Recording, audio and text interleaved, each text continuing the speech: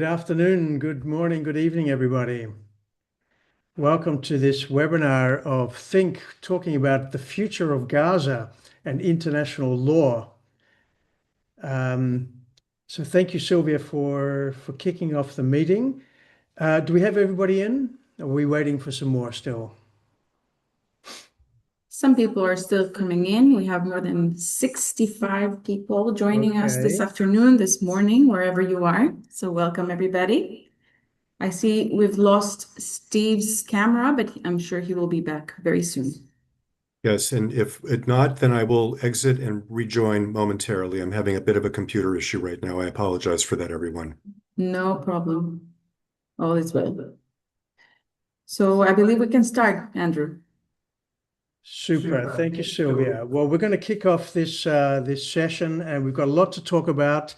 We have 1 hour to do it in, so we're going to, I think, get going, even though there's a few people still coming in. It's a delight to welcome Professor Steve Zipperstein, all the way from California. We here at Think are based in The Hague, and we're going to talk today about the future of the Gaza Strip and all that's going on, and dig into the legal complexity. And we're going to talk particularly about the problem of UNRWA, the UN Relief and Works Agency for the so-called Palestinian refugees, which is really central to a lot of what's going on. We'll talk about the peace plan, the 20-point peace plan that was launched a few weeks ago and that's already having problems. Is it sustainable? Is it going to lead to peace or not? If not, where is this all heading? And what can international law contribute to the development of peace and security in the region? And in particular, what does international law say about Israel, what Israel is entitled to do or not entitled to do? Are we having a clash really between Israel and the international courts? Well, we definitely are, and we're going to explore what that clash involves. I think Professor Zipperstein is trying to get reconnected, but in the meantime, what I'm going to do is to give you a short presentation, really by way of background, leading into the discussion about the advisory opinion of the International Court of Justice just last week. Wednesday last week, the court issued yet another advisory opinion in relation to the Israeli-Palestinian conflict, this time about Israel's obligations to provide humanitarian aid in the Gaza Strip. The court is again overcomplicating all of this, and we're going to see how Gaza has become really perhaps the most complicated legal regime in the world. Steve, I would suggest, and I'll ask you to comment on this later, that perhaps the legal status of Gaza, I would submit, is the most complicated of any region in the world. We have multiple overlapping legal documents, legal regimes applicable, the law of occupation, the right of Palestinians to statehood. We have the Oslo Accords. Now we have a peace plan, which seems to undermine all of that. So in order to set the scene, I'd like to share a few slides with you. And the topic, as we've said, is the future of Gaza. What international law can and cannot decide. This is the map of what Gaza is to look like under this latest peace plan. But I think it's important to go back, as always, in history and just for a moment, reflect on where all of this has come from.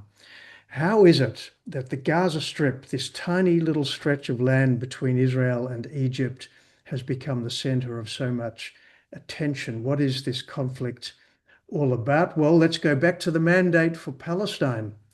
Not to forget, 100 years ago, the international community, in the form of the League of Nations, approved the re-establishment of the Jewish homeland in Palestine.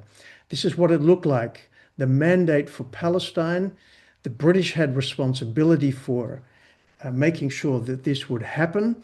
And the Gaza Strip was part of the mandate. You can see on this map, on the left-hand side is where Gaza is. It was simply part of the mandate for Palestine. It had no separate legal or political identity.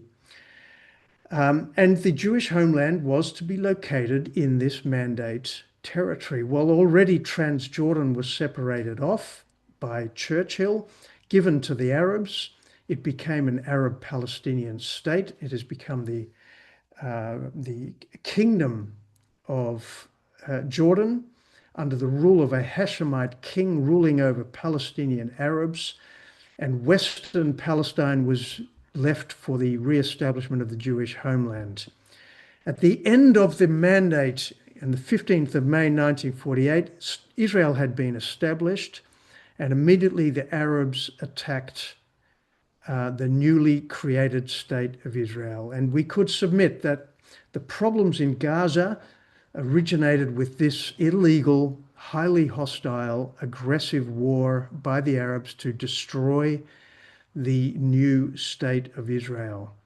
It was a clear infringement, a blatant infringement of the UN Charter by Jordan, by Syria, by Egypt and the Arab states to annihilate Israel.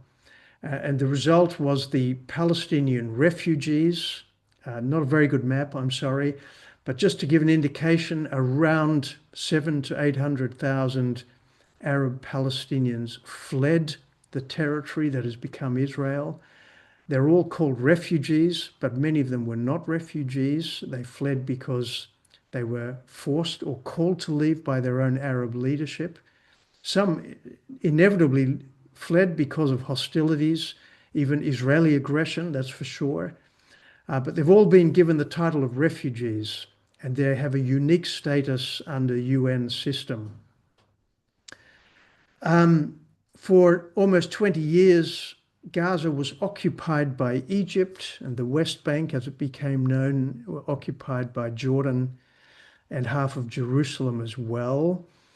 Israel had no intention to incorporate the Palestinians into its territory.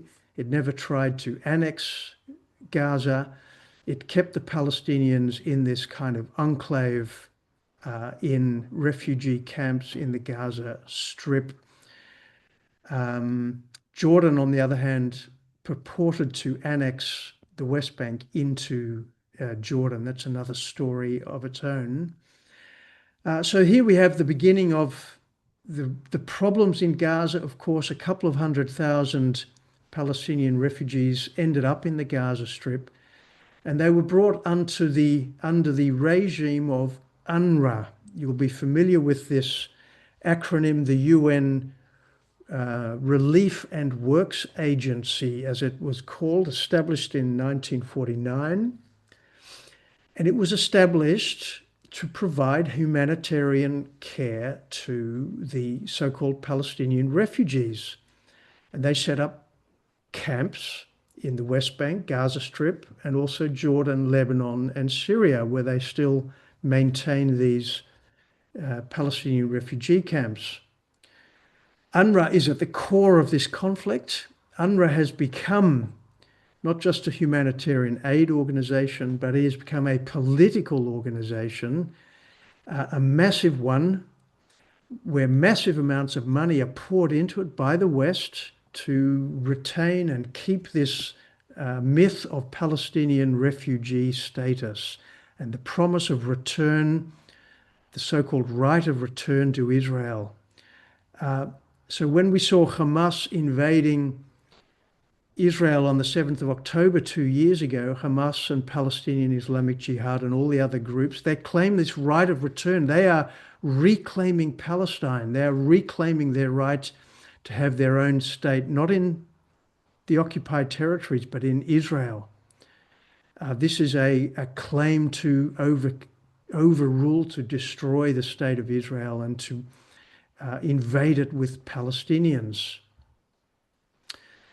We had the Oslo Accords in the 1990s, which include the Gaza Strip, agreements between Israel and the Palestinians, represented by the PLO. Yasser Arafat at the time was the leader.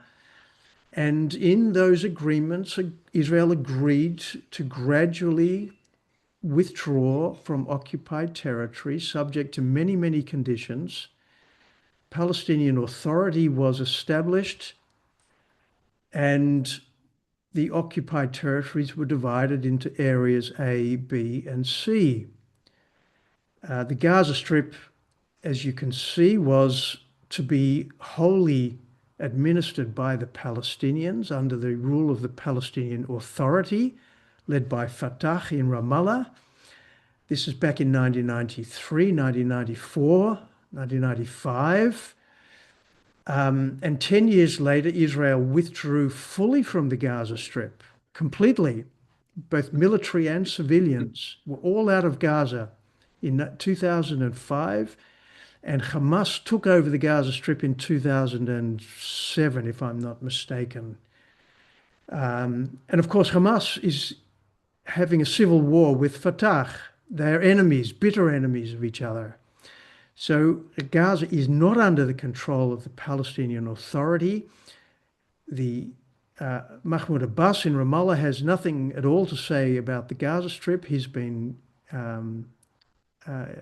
totally evicted by Hamas, which has ruled the Gaza Strip for 20 years. And that resulted in the massive invasion 2 years ago. Now, most recently, at the end of 2 years of this horrible, terrible war that we've seen, in which Israel has tried to exercise its legitimate right of self-defense, to eliminate the threat facing it, namely the existence of Hamas, its rule over the Gaza Strip, and secondly, to release the hostages held by Hamas. Over 250 of them were taken hostage on the 7th of October, and still bodies of a number of hostages are in the Gaza Strip. Hamas has not yet handed them over. Now, Trump has come up with this, let's call it an ingenious plan that Jared Kushner and Steve Witkoff were working on behind the scenes to get Arab states on board to agree to a kind of peace plan. I would submit it's not a peace plan at all. It's a ceasefire at best, but it does not lay the foundations for peace.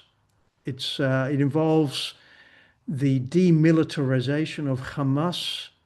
Hamas obliges itself to release all the hostages. Israel agrees to withdraw partially from the Gaza Strip to the lines that you can see here, in which Israel will retain a buffer zone. And then there's going to be some kind of interim government, the reconstruction of Gaza, the reintroduction of humanitarian aid into the Gaza Strip. And final bullet point here, a question mark really, is the West Bank is not part of the agreement, but it seems that perhaps informally, perhaps behind the scenes, Israel has agreed as a condition to this plan not to annex the West Bank. So we've heard President Trump speaking out very strongly against the Knesset's recent approval of first readings of legislation calling for the annexation of West Bank. Trump is saying this will never happen. Israel has agreed not to do this. So this plan has broader implications. It's not a treaty. Steve, I'm interested in your comments in a moment about what is the character of this plan. Is it an agreement? Is it a treaty? Is it binding? Who are the parties to it? Is Israel bound by this agreement? Does it override the Oslo Accords? There's a lot of questions here. I just want to turn quickly before we come to you, Steve, to talk about the international courts. International law is applicable in the Gaza Strip. The Gaza Strip is part of the territories that Israel reclaimed in 1967. It's alleged that it's occupied territory. And we've seen two advisory opinions now in the last 2 years, building on the earlier advisory opinion 20 years ago, 2004, remarkable decisions or opinions of the court here in The Hague to say that basically Israel's occupation has become illegal. Here are two of the judges of the International Court. Julia Sebertindi on the left is currently vice president. On the right's Nawaf Salam, who was president of the court from Lebanon. He's no longer president. He's become prime minister of Lebanon, which in itself is quite remarkable. And the new president is a Japanese judge. These are very remarkable judges. Salam, being Lebanese, a very outspokenly anti-Israel figure, has been instrumental in these advisory opinions, pushing the Islamic Arab narrative. I think we can say this quite confidently, that the Organization of Islamic Cooperation, Arab League, have been very much behind this whole initiative to get these courts to make judicial announcements, pronouncements, opinions, which then feed into the United Nations process. So very quickly, last year we had an opinion which was pushed by these states. You can see on the screen. These are the states that are pushing for the court to make such opinions. They are clearly not friends of Israel. These are states that have a political and ideological, and I would say even religious agenda. And the court complied last year basically with their requests to, these are other states, by the way, which have supported or not supported the court's opinion. And last year, the Palestinians demanded that Israel totally, immediately and unconditionally end the occupation in the Gaza Strip and the West Bank. They say that third states were obliged to pressure Israel to comply by means of boycotts, divestments, and sanctions. And they say a state of Palestine should be established in all of the occupied territories. This includes the Gaza Strip. This was their claim to the International Court. The court complied basically and said that Israel's occupation has become illegal. Israel's occupation is no longer justified by security concerns. Israel must end its presence in the territories as rapidly as possible. They agree the Palestinians have a right to statehood, and all of this has been implemented in the UN through General Assembly resolutions requiring Israel to withdraw. So this is what the court says international law requires. And this was followed up by a more recent advisory opinion last week, in which the General Assembly asked the court to opine about Israel's obligations to provide humanitarian aid in Gaza. And the court has said that Gaza is occupied, that Israel must ensure humanitarian aid reaches the people. They say UNRWA, the refugee agency, enjoys UN immunities. It means it can do what it wants. Israel has no right to impede the operations of UNRWA. You might recall Israel terminated its cooperation with UNRWA because UNRWA has been infiltrated by Hamas. UNRWA premises were being used by Hamas to house Hamas operatives. So this was highly problematic, and Israel earlier this year terminated all the arrangements with UNRWA, said we're not going to work with you, we will work with other agencies to provide aid, but we simply refuse to work with UNRWA. Now the court has said Israel must comply, must cooperate with UNRWA. Separate opinion by Judge Julia Sebertindi. She says, no, well, there's no evidence of starvation. There's no evidence that UNRWA is irreplaceable. Plenty of other agencies providing aid. And she says Israel is entitled to terminate its cooperation with UNRWA. So here we have a kind of overview of these very different legal regimes all intertwining and operating the law of occupation, the law of statehood, humanitarian law, generally the Fourth Geneva Convention, and now the peace plan, all on top of it. And behind this, the Oslo Accords, which completely are being overridden by the international courts. And I know, Steve, you have strongly the opinion that the Oslo Accords are binding. And the Palestinians themselves are bound by the Oslo Accords. So there we are. Steve, I'm delighted to welcome you and to invite your comments really on what are we seeing? How do we unpack this Gordian knot of international legal systems? Is international law at all relevant, or is it actually complicating and impeding genuine peace? Well, thank you, Andrew, for having me, and good day to all of you from Southern California. Pleasure to be with you.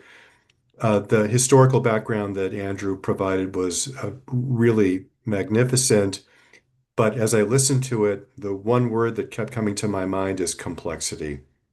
This is indeed an incredibly complex situation, and I thought, Andrew, with your permission, I would begin by trying to simplify matters a bit, if I may, with just a couple of comments at more of a generic level. The first comment I would make is that over the last 80 years or so, the Palestinians have changed their position many, many times. And every time they change their position, the international judicial system never says, well, you're contradicting what you said before. The international judicial system says, okay, you changed your position, we'll change the rules to accommodate you. And so the way that the International Court of Justice and the International Criminal Court have functioned over the last, in the case of the ICJ, 20 plus years, as you mentioned, and the ICC, the last 15 years or so, they have functioned in a manner that would, I think, reasonably be read to believe is a manner in which they are bending over backward to change the rules relative to Israel to accommodate the Palestinian political position and the Palestinian political narrative. And I think it's very important that everybody realize that we're not dealing with courts in the traditional sense who apply the law to the facts of a case fairly and consistently, no matter who the parties are. In the case of the Palestinians and the Israelis, the Palestinians will always win in those courts. The Israelis will always lose because the courts change the rules as the game is progressing to accommodate any position the Palestinians take in court. That's number one. Number two, regarding refugees and UNRWA, and I'm working on a book on this right now, and I've spent considerable time in the British National Archives west of London and near Kew Gardens. I've spent time at two different archives in Oxford, one at the Middle East Center at St. Anthony's College, the other at the Bodleian Library, the main archive of Oxford University. And what I have discovered is quite interesting, and I want to share a little bit of it with you. The UN decided in Resolution 194 in 1949 to create a mechanism, a limited mechanism to provide humanitarian aid to Palestinians who fled their homes during the 1948-1949 war that the Arab states launched against Israel when Israel declared its independence in May of 1948 on the basis of, with the authorization of UN Resolution 181 that the General Assembly adopted by a two-thirds majority on 29 November 1947, setting forth the original two-state solution for Palestine, one state for the Jews, a separate state largely in the West Bank and Gaza for the Arabs. The Jews danced in the streets and accepted it. The Arabs started a war the next day. The Palestinian Arabs began shooting and killing Jews the next day on 30 November 1947. And in mid-May 1948, when the State of Israel, on the basis of that UN resolution, declared its independence, the Palestinians were still shooting at the Jews, and the neighboring Arab states, Egypt, Lebanon, Syria, Iraq, Jordan, even Saudi Arabia, sent their armies to Palestine in an attempt to destroy the brand new Jewish state. And that war lasted until the spring of 1949. And as I said, later in 1949, the UN General Assembly said, as a result of that war that the Arabs started, there are roughly 100,000 or so Palestinians at that time who fled their homes, either because the invading Arab armies said, get out of the way, we don't want to hurt you, we want to kill the Jews, not you, go away, come back after we finish the job. Or they left, as Andrew said, because in some cases, the Haganah, now known as the Israel Defense Forces, during the war was active in areas where there were Palestinians living, in areas the UN had designated for Israel. And some of those Palestinians left as a result of that military activity. Be that as it may, the UN in Resolution 194 said, we have to provide the international community some modicum of temporary food aid and other aid to those 100,000, 150,000 or so Palestinians who have been displaced.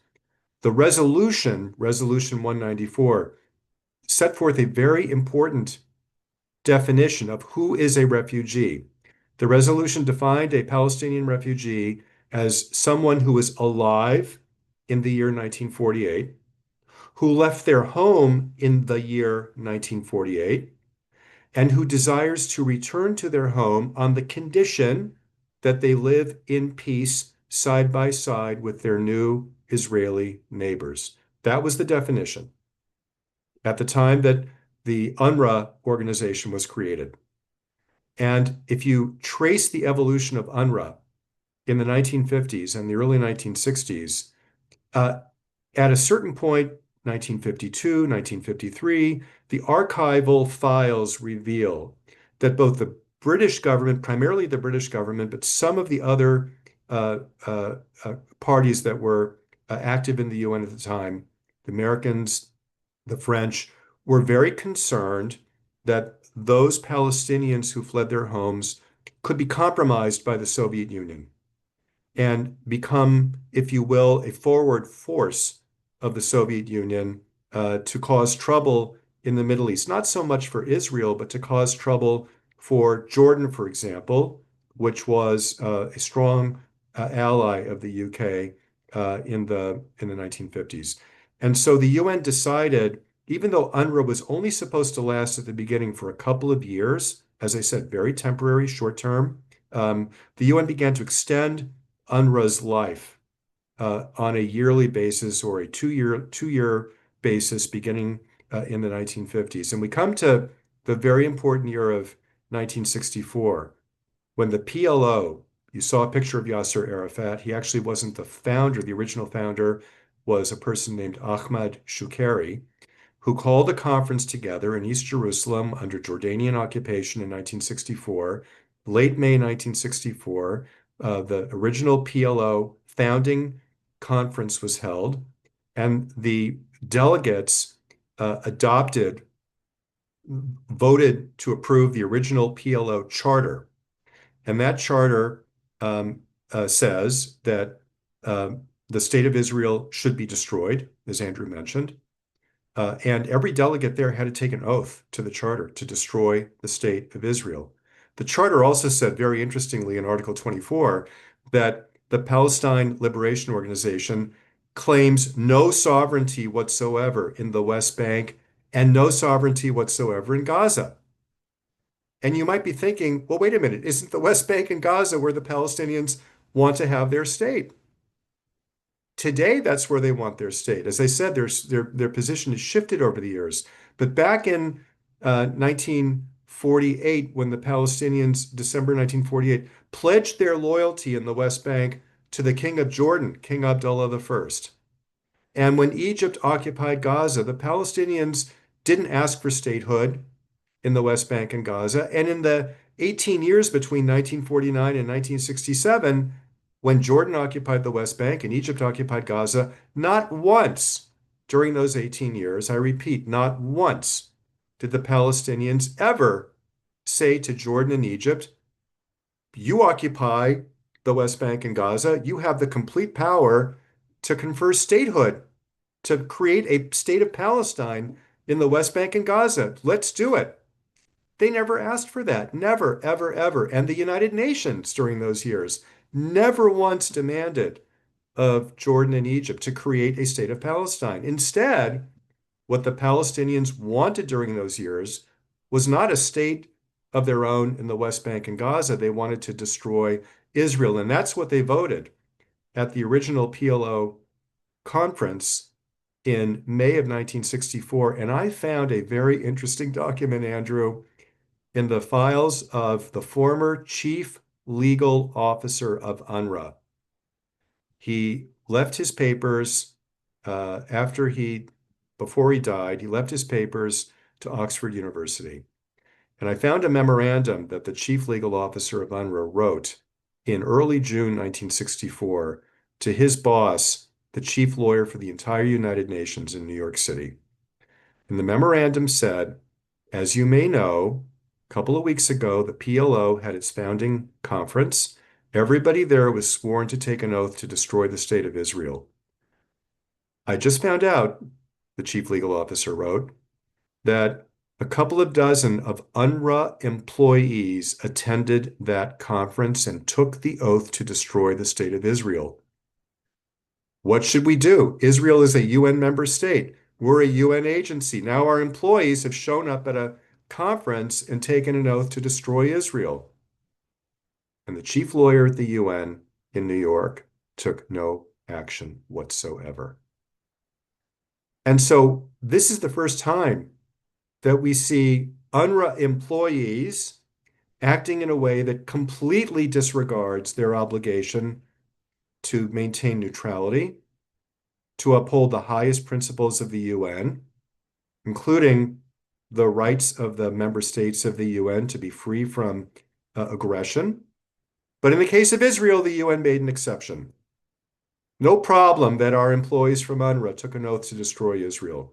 And so today, when there is overwhelming evidence, we have the videos, we have the photographs, overwhelming evidence that not only are UNRWA facilities, and have been ever since Hamas took power in Gaza in June 2007, not only are UNRWA facilities in Gaza used as military bases, military installations for Hamas.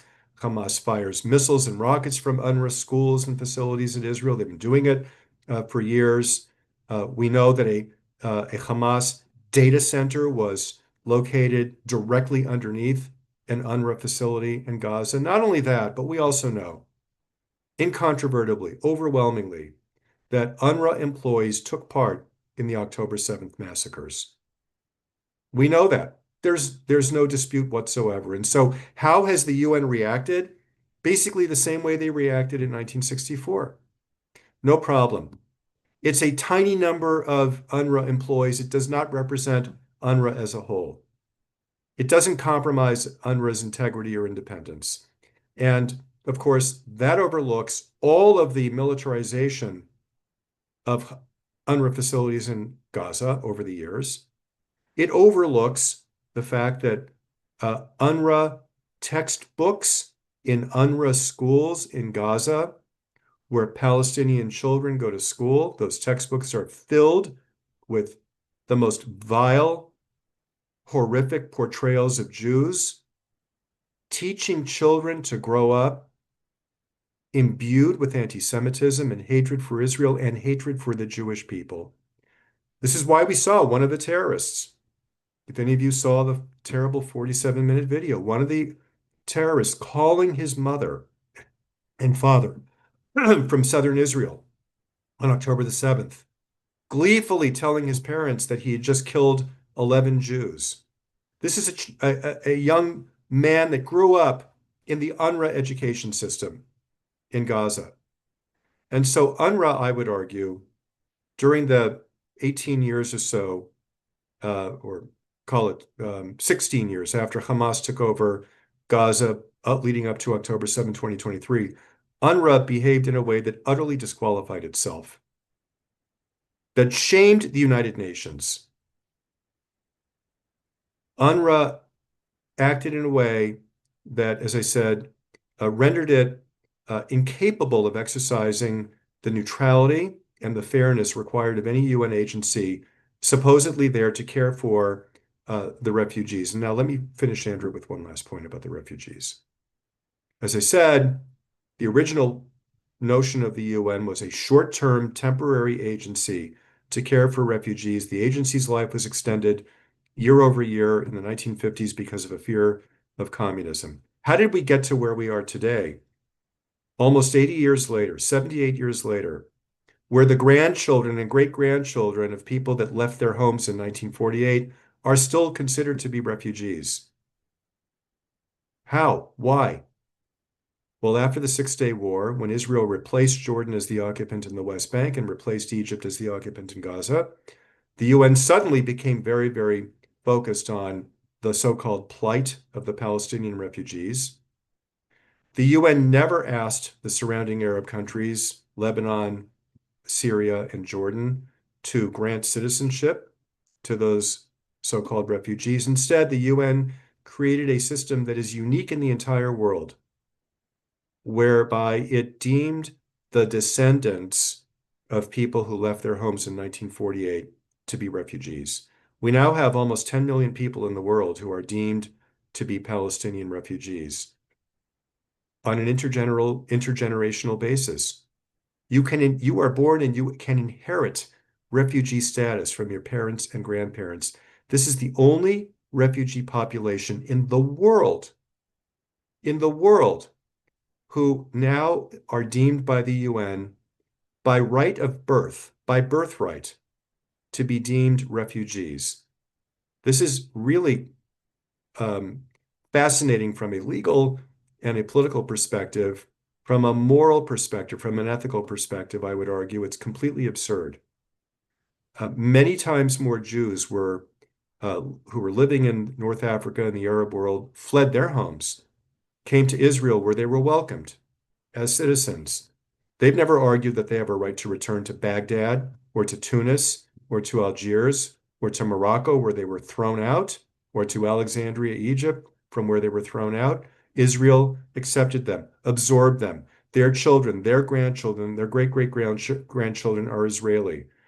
Any other refugee population in the world, the same thing. The only refugees who have this intergenerational status are the Palestinians, because the Arab countries to whom their 1948 antecedents fled refused to grant them citizenship, hoping that one day they would be able to destroy Israel and they would go back.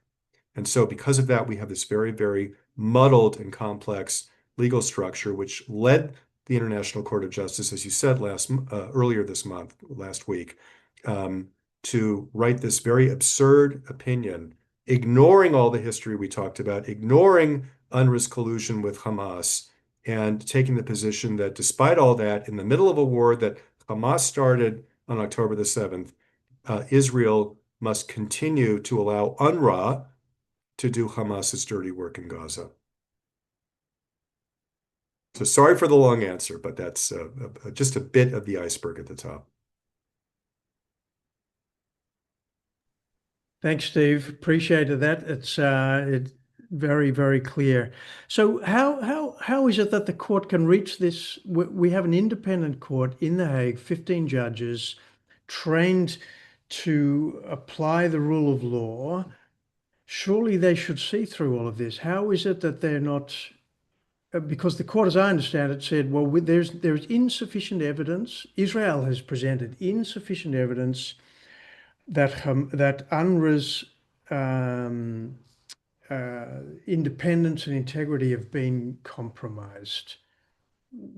Yeah, look, we have one judge, thankfully, Judge Sebutinde, the vice president of the court, who's I would recommend to everyone to read her separate opinion. It's brilliant, it's fair, it's accurate, and it's faithful to the law. The court, which has judges from Arab and Muslim countries, who would say the world is flat or the moon is made out of green cheese if they needed to in order to rule against Israel. The court simply ignored the evidence that Israel provided. And let me just give you an indication about this case, Andrew. The General Assembly of the UN asked the court in late 2024, I believe it was, to take up this case as an advisory opinion. The then head of the court, Judge Nawaf Salam, who's now the Prime Minister of Lebanon, immediately grabbed hold of the case and put it on a fast track. Oral arguments occurred 4 months later. At the oral arguments, the Palestinian side was given 3 hours. Everybody else was given a half an hour. This is, I believe, the fastest time from a presentation of a case to the court and the holding of oral arguments, by far the fastest time in the history of the court. And then the ruling came out only a few months later last week. This case was put on a fast track by a judge, Judge Salam, who comes from a country that makes it a felony to meet with any Israeli. It's a felony in Lebanon for any Lebanese citizen to even meet with an Israeli, even if the meeting occurs in Geneva or in The Hague. It's a felony. And it's no surprise that this judge put this case on a fast track to get this ruling that he knew would come from the court, a court dominated by judges who come from countries who are adverse to Israel, hostile to Israel, who wish Israel ill. And so it's no surprise that the court ignored the evidence of UNRWA's collusion with Hamas, UNRWA's teaching hate to children in refugee camps. No surprise whatsoever. In the court, but we have non-Arab, non-Islamic judges on the court. We do. And they all take an oath of independence and objectivity and so forth, neutrality. Are they not fulfilling their responsibilities? What about what about the American judge, for example? What position? The American judge, Professor Sarah Cleveland from Columbia University, has a history of anti-Israel writings and scholarship, if I can put quotes around that word, before she was presented to the UN by the Biden administration as the American selection to replace the former American judge on the court, Joan Donahue, who also was demonstrably anti-Israel, an Obama appointee in her rulings. Look, I know I'm saying harsh things about the court, and I'm calling into question their intellectual honesty and their judicial integrity. And it pains me to say that.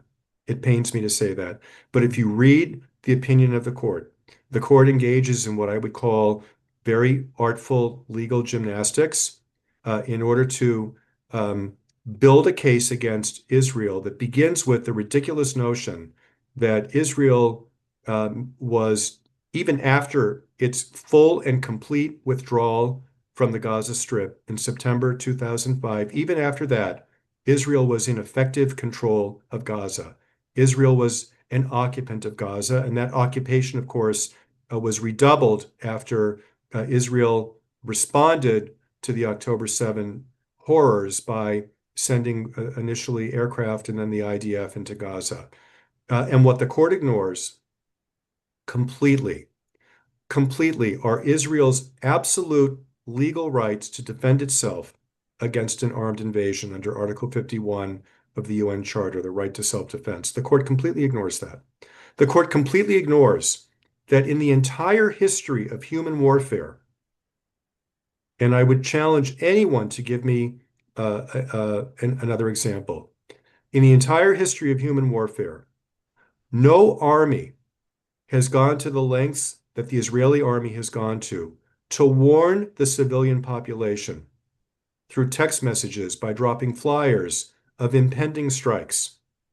No one does that. No one says, in 15 minutes, we're going to drop a bomb at the corner of 6th Avenue and 42nd Street in Manhattan. Please take cover.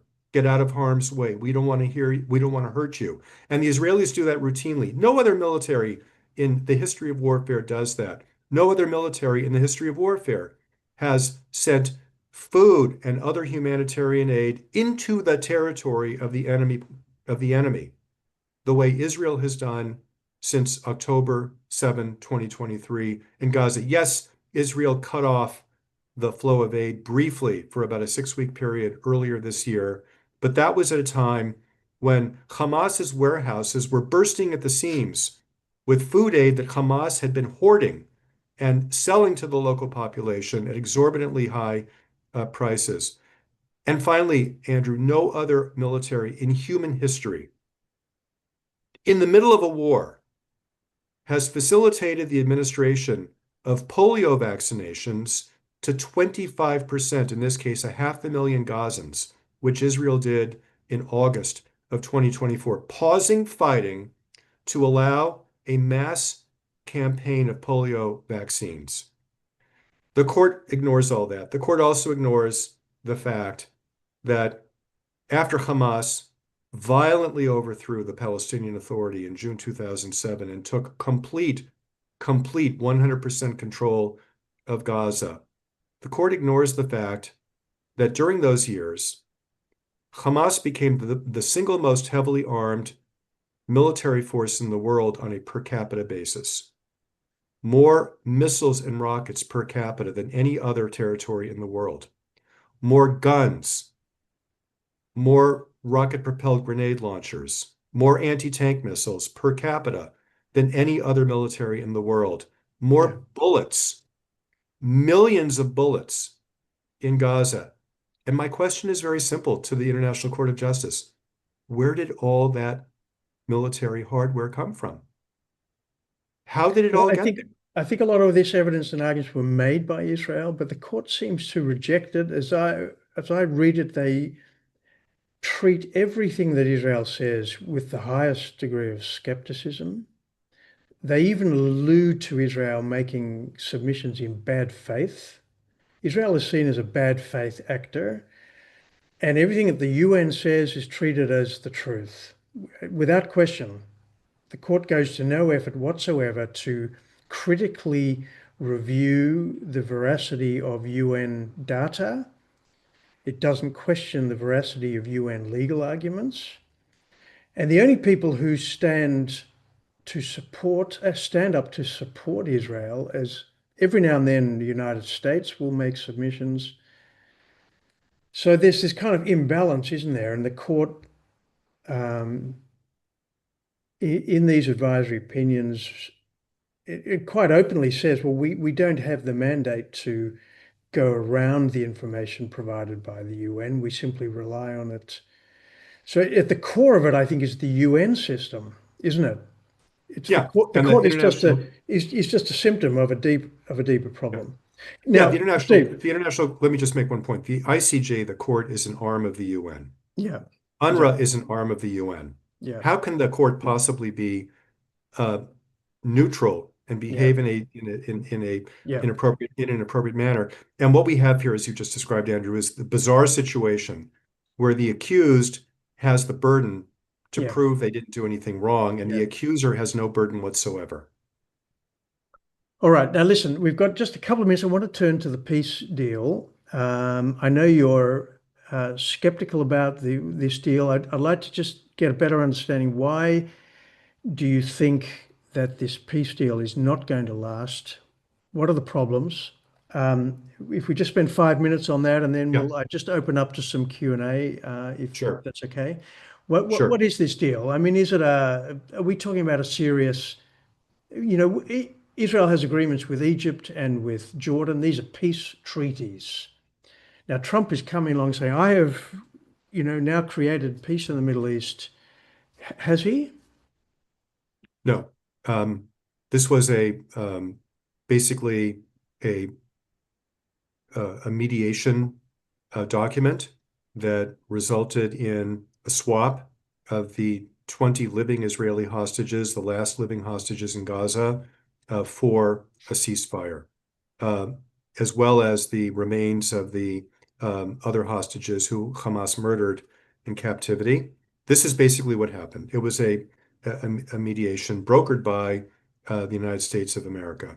And I give great credit to the Trump administration and to Steve Witkoff and Jared Kushner for um, uh, persuading Hamas's interlocutors, Egypt and Qatar, to then convince Hamas to, in one fell swoop, rather than dribs and drabs, release all of the living hostages. That's what the Israeli public most wanted. What Hamas most wanted was a cessation of Israeli military activity, so both sides got what they want. But this is in no way, shape, or form the harbinger or the beginning of a permanent peace. Hamas is already violating the 20-point plan. Hamas was supposed to disarm, make way for an international stabilization force, give up power in exchange for immunity if they were, or safe passage if they want to leave. Hamas has done none of that. Instead, as we saw just a couple of days after the ceasefire came into effect, Hamas reasserted its control in Gaza, lining up suspected collaborators on the street and executing them, shooting them in the back of the head, sending a message to the local population that Hamas is back in charge. And so what we really have now, as a result of the Israeli treat to the line, the yellow line that you showed on the map, Andrew, is a division of Gaza into western Gaza along the seacoast, which is under the control of Hamas, and eastern Gaza halfway into the territory up to the Israeli border, which is under the control of Israel. And I don't see that changing in the near future. I don't see this evolving into peace and prosperity. I don't see this evolving into additional countries joining the Abraham Accords. I think this is just a temporary stopgap. The issue is whether or not Israel will resume hostilities because Hamas has clearly violated the agreement, or whether the surrounding Arab countries, several of whom, Egypt, Jordan, Saudi Arabia, issued a press release endorsing the Trump 20-point plan, which the Israelis, of course, have accepted, whether those countries are going to take responsibility and take the very hard steps forward to effectuate the disarming of Hamas and the removal of Hamas from power. And I'm just not optimistic that they're going to do that. What can you tell us about the role of Qatar in this? I find that problematic. Qatar, it seems like America has a kind of pact with Qatar. They've even undertaken to defend Qatar if anybody attacks Qatar. They have deep-seated economics and military ties with Qatar, which has been housing the Muslim Brotherhood, been housing Hamas, been financing Hamas. Yeah. And now they've gone to bed with Qatar. What does it mean for Israel's long-term security? Yeah. Well, I'm much more concerned about Turkey at this point, which is also harboring Hamas leaders. Turkey has been making noises about sending troops into Gaza to quote unquote stabilize the situation, but it would clearly be very menacing for Israel to have Turkish troops so close to its border. Turkey has been extraordinarily hostile to Israel in the last couple of years, extraordinarily hostile. Erdogan has talked about retaking control of all of Israeli territory, reestablishing the Ottoman Empire's control of the territory. So very concerned about Turkey.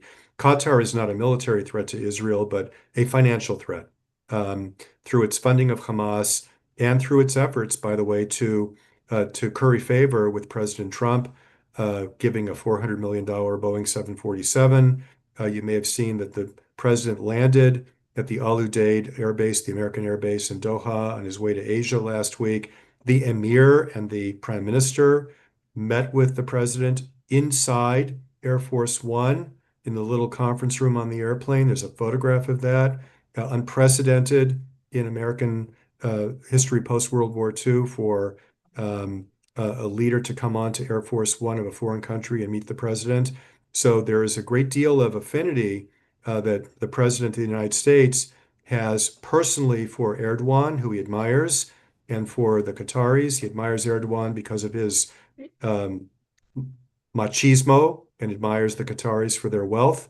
And this puts the Israelis in a very, very difficult bind if they do anything that causes the president to react negatively. The president has been extremely supportive of Israel, extraordinarily supportive, but the Israelis still need to tread very, very carefully because the Qataris are very smart, very savvy, so is Erdogan, and the Israelis have to be very, very careful about. Again, I said complexity before. This is a multi-level chess match going on. Right. Thank you. Final question. Is Israel entitled under international law to resume hostilities in Gaza to eliminate Hamas or remove it or whatever, but to resume hostilities? Yes, for two reasons. Number one, Hamas has already violated the terms of the ceasefire. Um, just overnight, you may have read, they said they were returning the remains of another hostage they murdered. In fact, they returned partial remains of a body that the Israelis had already recovered. I mean, Hamas is just playing games here. So number one, they breached the ceasefire. Israel has the right to resume hostilities. Number two, as I mentioned, under Article 51 of the UN Charter, Israel has the right to self-defense. I would argue that the war is still ongoing because Hamas has been shooting at the Israelis even after the ceasefire. 2 Israeli soldiers were killed near Khan Yunis. Under Article 51, the Israelis have every right legally to resume hostilities if they so choose. Okay. Thanks, Steve. Okay, so we're going to open up to some questions now. There's a number of questions in the chat. We don't have time for a lot. I think we'll go for another 10 minutes or so. Quickly look at them. There's a number of questions really about the status of Gaza and under international law. Do they belong? Can Israel claim sovereignty over Gaza? Whether or not, there's 2 issues here, I think. One is, are they occupied under the law of belligerent occupation? That's part of international humanitarian law, the law of war. Quite a separate question is the underlying question of sovereignty. And we saw on the map for the mandate for Palestine that Gaza was intended to be part of the homeland for the Jewish people. When Israel was created in 1948, the borders were not clearly defined. Israel was created in Eretz Israel according to the Declaration of Independence. So at the end of the day, who owns Gaza? Nobody. Nobody has sovereignty over Gaza. No one has held sovereignty over Gaza ever since the end of World War I. Turkey was there for 400 years between 1517 and 1917. After 1917, Britain was there until 1948. As I mentioned, Egypt was there from 1949 to 1967. Israel replaced Egypt in 1967, evacuated Gaza in September of 2005, turning the keys over to the Palestinian Authority, but not sovereignty. And the reason I say not sovereignty is because you mentioned the Oslo Accords, 1993. 1994 was the first follow-on document, the Gaza-Jericho Agreement, under which Israel was to withdraw from certain areas of Gaza. The Israeli settlements were allowed to remain. The Palestinians agreed to that. And there was absolutely zero in the Gaza-Jericho Agreement that provided that Gaza sovereignty would be transferred to the Palestinians. And remember, I said that in the original PLO charter in 1964, the Palestinians disclaimed any sovereignty over Gaza. After the Six-Day War, the UN adopted Resolution 242 in November 1967. That resolution said that the Israelis should withdraw from territories, quote unquote, occupied in the recent conflict, the June Six-Day War. It didn't say all territories, it said territories, in exchange for all the surrounding countries recognizing Israel's right to live in peace. That resolution did not confer any sovereignty over anyone on Gaza. It simply called for the restoration of the status quo ante, which would have meant Gaza going back to Egyptian military occupation. And when Hamas took power in Gaza in June 2007, Hamas, a terrorist army, no countries in the world recognize Hamas sovereignty over Gaza. So I would argue that today, no one owns Gaza. As between Israel and the Palestinians, the Israelis have a somewhat better claim, as you just mentioned, because of the history, although not a perfected claim. And this goes back to your very first comment at the beginning of the webinar, Andrew, that the legal status of Gaza is extraordinarily complicated. But to me, the bottom line is no one has sovereignty. This should be the result of a negotiation between the Israelis and the Palestinians. That's what Oslo contemplated. Down the road, there would be permanent status agreements, maybe a Palestinian state, maybe not. The Oslo Accords did not set out Palestinian statehood as the final outcome. This is all to be negotiated, not litigated in court by lawyers, but negotiated by diplomats. Okay, thank you. A number of questions from Anthony. I'm going to pick out one of them. What are the consequences for the people of Samaria, Judea, Golan, and Gaza after these territories are annexed? If Israel annexes them, and what are the national security consequences for Israel? So it's painting the scenario, well, Gaza has been annexed by Israel, or it's purported to be annexed. What if Israel were to do the same to Gaza? Yeah. So the 20-point plan has a provision that says that Israel will not annex any portion of Gaza, and the Israeli government has accepted, the cabinet accepted the plan.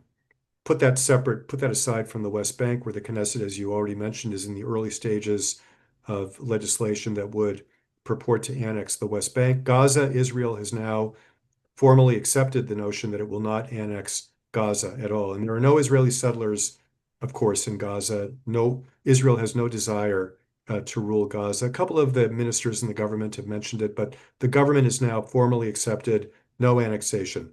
If you look at the West Bank, of course, it's very interesting to compare Trump's recent statements warning Israel against West Bank annexation with his so-called deal of the century that he offered in his first term in January of 2020, which called for Israeli annexation of the Jordan Valley along the border with Jordan, as well as annexation of all of the areas of the Israeli settlements. Now Trump taking a very different tune.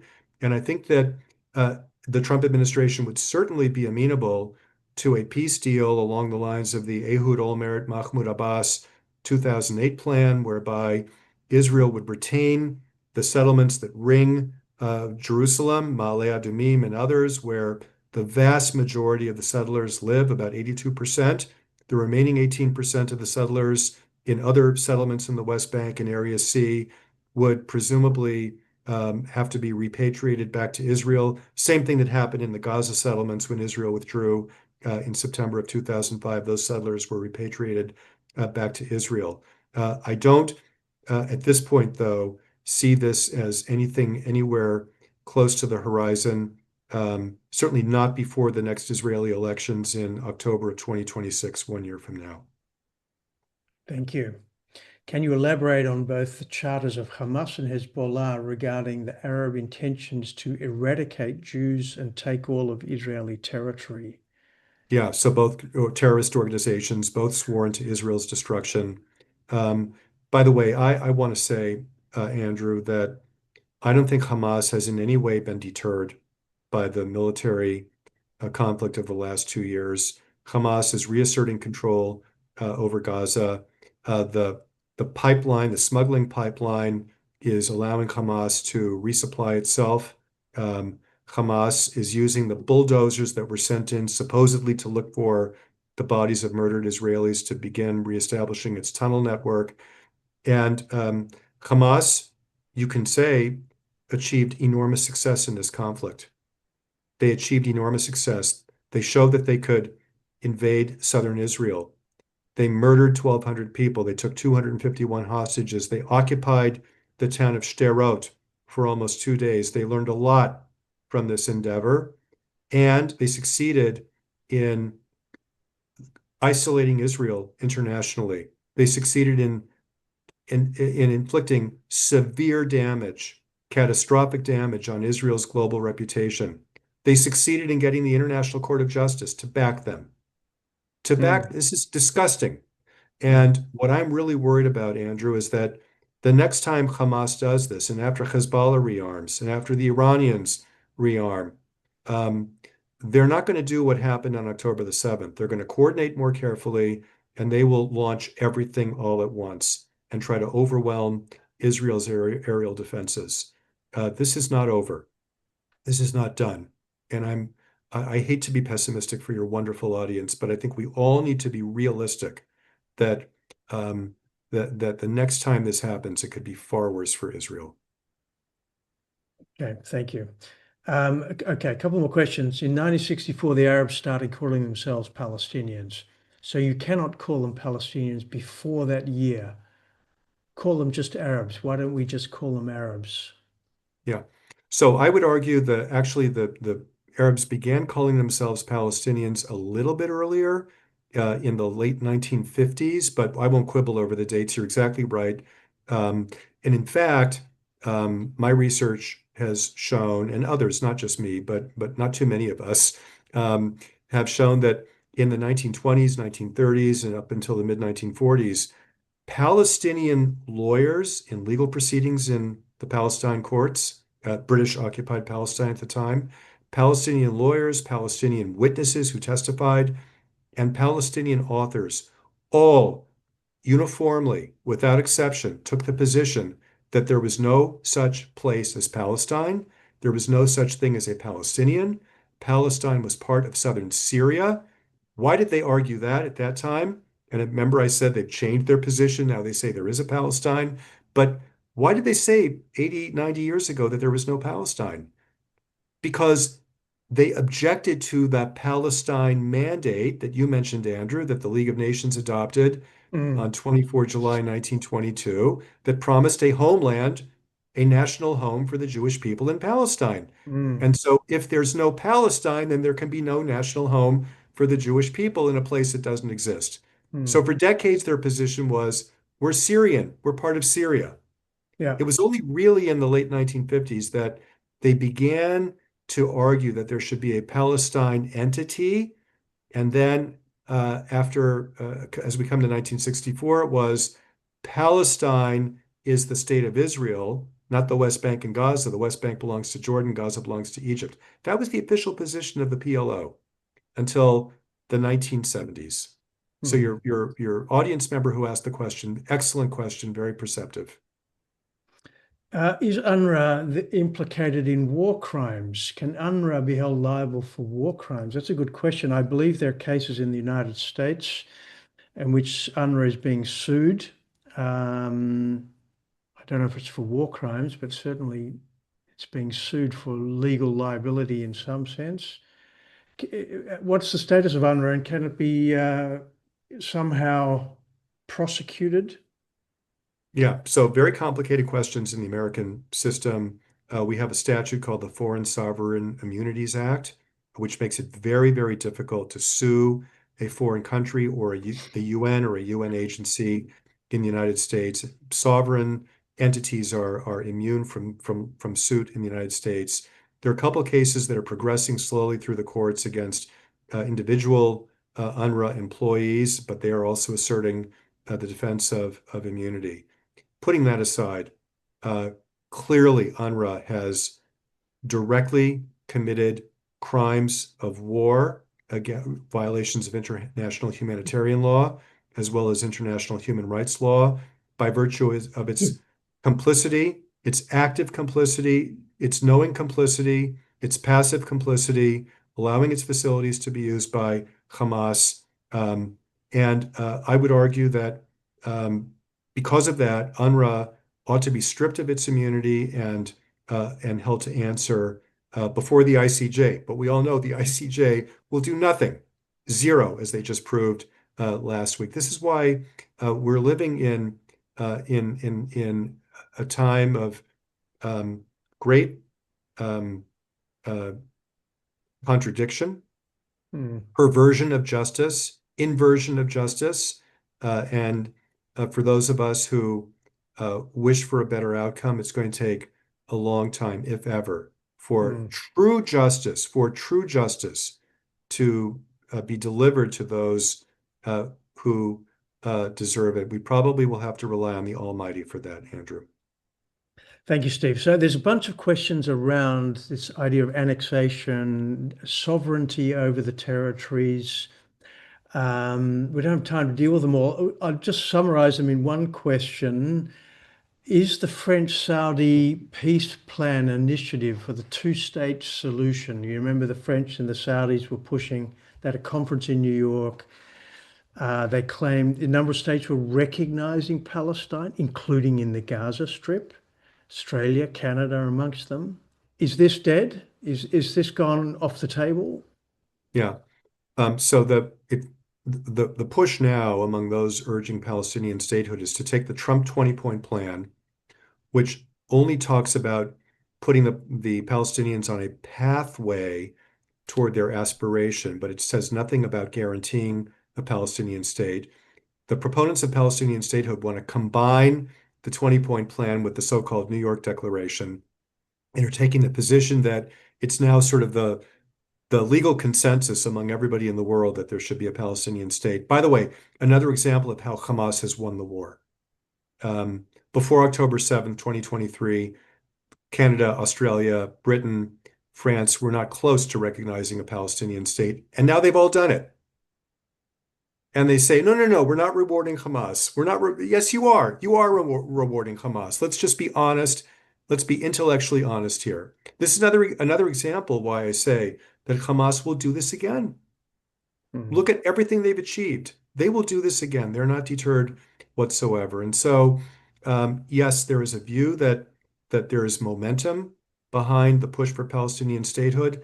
I can very confidently say that as long as there is one Hamas terrorist with one rifle in Gaza or the West Bank, because Hamas is active in the West Bank too, as long as that's the case, there will never be a Palestinian state, ever.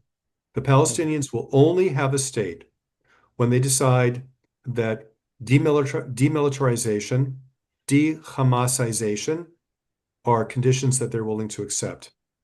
And that they're willing to, on day one of statehood, enter into a peace treaty with Israel and a commercial trade agreement with Israel. Because if there's any prospect that a Palestinian state will become the newest member of the Iranian Ring of Fire axis of resistance, there will never be a Palestinian state. It's up to the Palestinians to decide what they want for their future. Do they want to live in peace side by side with the Israelis or not? And if the answer is the latter, they can say goodbye to their aspirations of statehood. No matter how many declarations and 20-point plans and ICJ decisions there are, they've got to make a choice whether or not they truly want peace. Thank you so much, Steve, for helping us navigate through this labyrinth of complexity.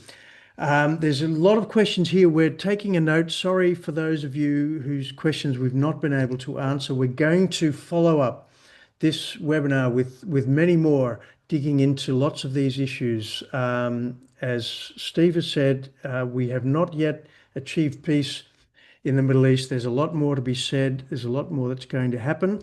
So thank you so much, Professor Steve Zipperstein. And we're going to look forward to engaging with you again soon. Keep an eye on our website, www.think.info. Sign up for our newsletters, our monthly bulletins. We've got lots of other information coming out. You'll find a link to the Think Academy. That's the home of our educational courses. You can follow the Israel on Trial Foundational course, lectures by Professor Zipperstein and others. It's an amazing resource for you. Go to our website, click on the Think Academy, and keep following us and sharing our information on social media. Thank you for joining us, and we look forward to seeing you on our next webinar shortly. God bless. See you all soon. Thank you. Bye-bye. Thank you, Andrew.